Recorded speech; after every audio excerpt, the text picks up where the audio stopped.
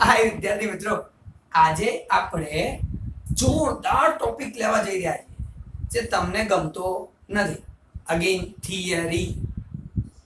પણ chapter number 2 ની અંદર જે થિયરી છે ને એ જોઈને તમને એવું લાગશે યાર સર અમે તો એવું વિચારતા હતા કે વિભાગ બી જે 1 માર્કમાં પૂછાય એ સ્વાધ્યાયનો વિભાગ બી કરી દઈએ એટલે ચાલે. આજે બધો વેમ હટી જશે. બધા સ્ટુડન્ટ મને પૂછે સાહેબ સ્વાધ્યાયના જે દાખલાઓ છે, સ્વાધ્યાયની જે થિયરી છે એટલું કરીએ તો એ તો એક્ઝામમાં આવડી જ જાય ને.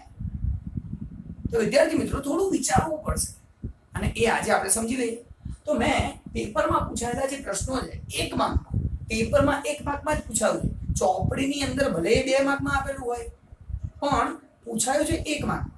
એવા બધા પ્રશ્નોની આપણે ચર્ચા કરીએ. તો જુઓ, સ્વાધ્યાય 2 વિભાગ બી એમાં પહેલો પ્રશ્ન જે એક્ઝામમાં પૂછાયો એ પહેલો જ માર્ચ 18 માં પણ પૂછાયો અને મે 21 માં પણ પૂછાયો. જે ચેપ્ટરનું નામ છે અને આ તો આપણે પાછા ભણી ગયા છીએ થિયરી લેક્ચરમાં. મારા બધા લેક્ચર જોયા હોય, મારા બધા લેક્ચર જોયા હોય ચેપ્ટર 2 ના, તો બોસ આ બધું ક્લિયર થઈ જાય, કશું જ કેવું ના પડે. લખ્યું છે ડિફાઇન કોરિલેશન, સહસંબંધની વ્યાખ્યા આપો. હવે વ્યાખ્યાથી તો શરૂ કર્યું હોય ભણાવવાનું, એ વ્યાખ્યા લખી નાખવાની. પણ અહીંયા ટૂંકમાં યાદ કરાવવા માટે કે હા તમને એ વ્યાખ્યા યાદ આવે. પ્રત્યક્ષ કે પરોક્ષ કારણસર સંબંધિત ચલમાં થતો ફેરફાર. પ્રત્યક્ષ કે પરોક્ષ કારણસર જો બે સંબંધિત ચલમાં ફેરફાર થતો હોય તો એવું કહેવાય કે એની વચ્ચે સહસંબંધ છે. તો આ સહસંબંધ થઈ ગયો અને એ સહસંબંધનું માપ શોધવામાં આવે તો સહસંબંધ આંક કહેવાય. અહીંયા સહસંબંધ આંકની વ્યાખ્યા નથી લખવાની, સહસંબંધની વ્યાખ્યા લખવાની. જે બે ચલ વચ્ચે સંબંધ છે, પ્રત્યક્ષ કે પરોક્ષ કારણોસર ફેરફાર થાય તો એ બે સંબંધ વચ્ચે સહસંબંધ છે એવું કહેવાય. એટલે સહસંબંધની વ્યાખ્યામાં એટલું જ આવે. એ સહસંબંધની ઘનિષ્ઠતાનું માપ એટલે કે સહસંબંધ આંક કહેવાય, જેને આર વડે દર્શાવવામાં આવે છે. આખા ચેપ્ટરમાં શીખ્યા એ નથી લખવાનું, ખાલી સહસંબંધ સુધી લખવાનું. એટલે આ તમારું 1 માર્ક તમારું થઈ ગયું જો 2 વખત પૂછાઈ ગયું. આ ચોપડીમાંથી એક્ઝેક્ટ પ્રશ્ન છે, આમાં કોઈ ફેરફાર નથી. બીજો પ્રશ્ન 8મા નંબર માર્ચ 19 માં પૂછાયો. હવે ધ્યાનથી સમજો, માર્ચ 19 માં પૂછાયો હતો ને જે, એમાં થોડાક ફેરફાર સાથે પૂછાયો. હા, એ જુદી વસ્તુ છે, જવાબમાં ફેરફાર નહોતો પણ પ્રશ્ન થોડો જુદો હતો. પ્રશ્ન શું હતું સમજો. જે 8મો ચોપડીમાં આપેલો છે એવો છે, જો r બરાબર 0.4 હોય, x ની દરેક કિંમતમાં 5 ઉમેરવામાં આવે અને y ની દરેક કિંમતમાંથી 10 બાદ કરવામાં આવે તો r નો આન્સર સહસંબંધ આંક કેટલો થાય તો કોઈ ફરક ના પડે. કારણ કે x ની કિંમતમાં ગુણો, ભાગો, બાદ કરો, સરવાળો કરો તો r ની કિંમત બદલાતી નથી. એ એના લક્ષણોમાં છે, જે લક્ષણો આપણે શીખી ચૂક્યા છે. તો 8માનો જે જવાબ છે ઓરિજિનલ એ 0.4 જ રહેશે. પણ જે પેપરમાં પૂછ્યું એ લોકોએ થોડુંક બદલી નાખ્યું. શું બદલી નાખ્યું ખબર છે? x r બરાબર 0.4 છે તો એમ જ રાખ્યું 5x દરેક અવલોકનોમાં x ના દરેક અવલોકનમાં 5 ઉમેરવામાં આવે એ પણ એમને એમ રાખ્યું. પણ y ને 10 વડે ગુણવામાં આવે. અહીંયા જે કીધું તો 10 માંથી બાદ કરવામાં આવે, અહીંયા ગુણવામાં આવે એવું કીધું. તો ગુણાકારથી પણ જવાબમાં કોઈ ફરક નથી પડતો, જવાબ તો 0.4 જ રહેશે. કારણ કે ગુણાકાર, ભાગાકાર, બાદબાકી, સરવાળાથી r ની કિંમત બદલાતી નથી. પણ જો આવો ફેરફાર આના પછીના ચેપ્ટરમાં ત્રીજામાં કરે તો જવાબ બદલાઈ જાય. એટલે ધ્યાન રાખવું જરૂરી છે, ધ્યાનથી વાંચવું જરૂરી. હા, અહીં તો કોઈ ધ્યાન ના રાખ્યું હોય, ચોપડીનું સમજીને જવાબ લખીને આવ્યો હોય તો સાચું જ છે, ખોટું તો પડવાનું નથી. આગળ જઈએ. પણ કહેવાનો મતલબ છે કે સેમ પૂછાય એવું જરૂરી નથી. મગજમાંથી વેમ આજે નીકળી જશે. ત્રીજો પ્રશ્ન 9મો જે પૂછાયો માર્ચ જુલાઈ 18 અને માર્ચ 22 2 વાર પૂછાઈ ગયો. વિકર્ણ આકૃતિની મુખ્ય મર્યાદા શું છે? જે વિકર્ણ આકૃતિ દોરીએ એ આકૃતિની મુખ્ય મર્યાદા. તો આકૃતિથી ખબર પડે કે કેવો સંબંધ છે.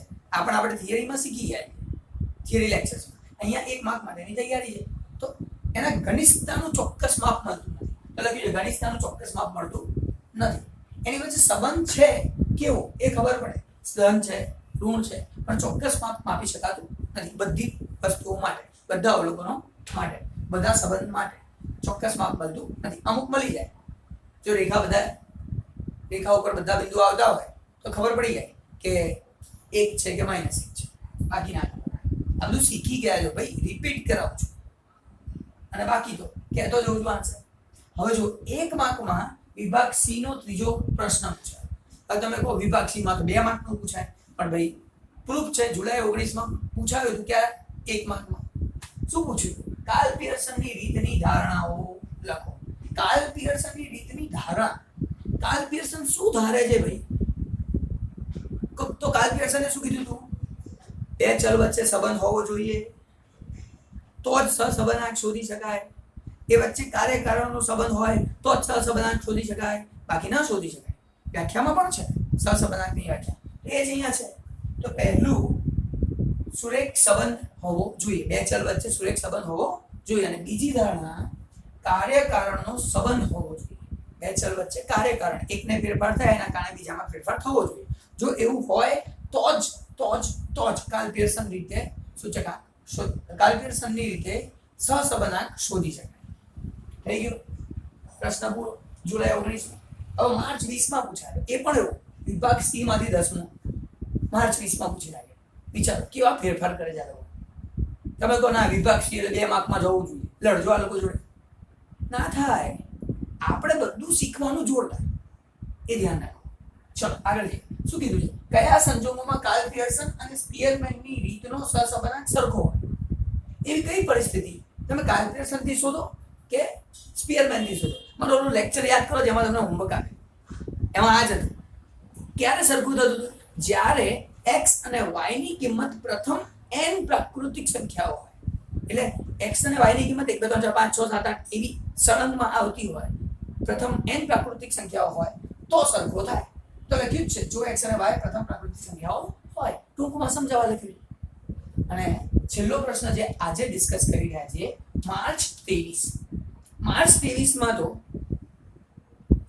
કોઈ પણ વિભાગમાંથી નહીં, પણ 1 માર્કમાં પૂછી નાખ્યું. દાખલા સારી રીતે ગણ્યા હોય, મારા લેક્ચર્સને સમજ્યા હો, 100% આવડી જાય. કેવી રીતે? જો વિકર્ણ આકૃતિમાં બધા જ બિંદુઓ એક જ રેખા પર હોય તો આરની કિંમત કેટલી?